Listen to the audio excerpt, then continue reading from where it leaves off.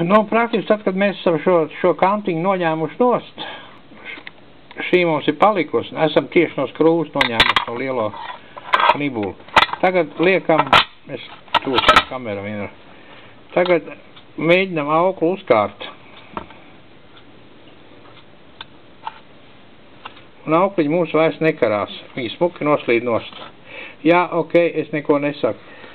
Ir jāizvēlās, vai nu atstāt to glauno šiko plāksni, to spožo, ar to gropi, kur uzkārās aukla, vai nu smuki visu noslīpēt šitēm to nos, to varat nolikt kaut kur plauktiņā, varbūt, ka tirgosiet spolu nos, tad viņu uzliksiet atpakaļ. Bet tagad dotā momentā tā ir šī spolei, tā ir vislielākā vaina viņai, kad uzkarās, jo es uzskatu tā, kad es uzskatu tā, kad labāk ir zaudēt izskatu šī knopei, šī skrūvei,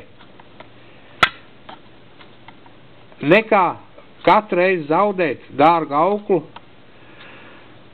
vismaz par kādu 15-20 lata auklas, tad, es jums, tas ir tas vāks.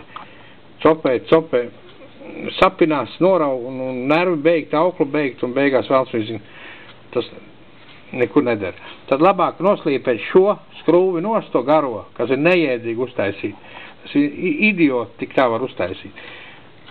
Šitas plecs vēl, kas te ir, arī ir pa lielu, bet uz tā neuzkrās, jo no tā noslīd.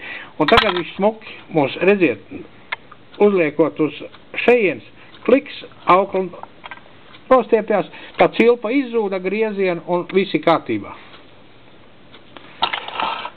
Tādas lūk tās lietas ar to Okuma trio.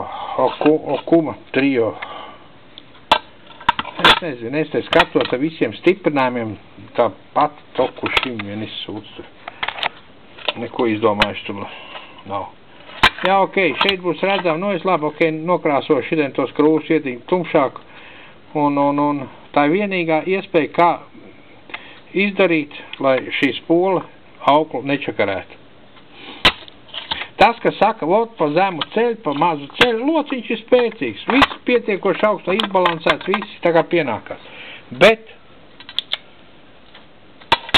aukla uzkarās uz skrūvus, kā jau tais attēlos man bija parādīts. Labi, paldies. Šitās poli gatava, rītā var spīgi saņemt.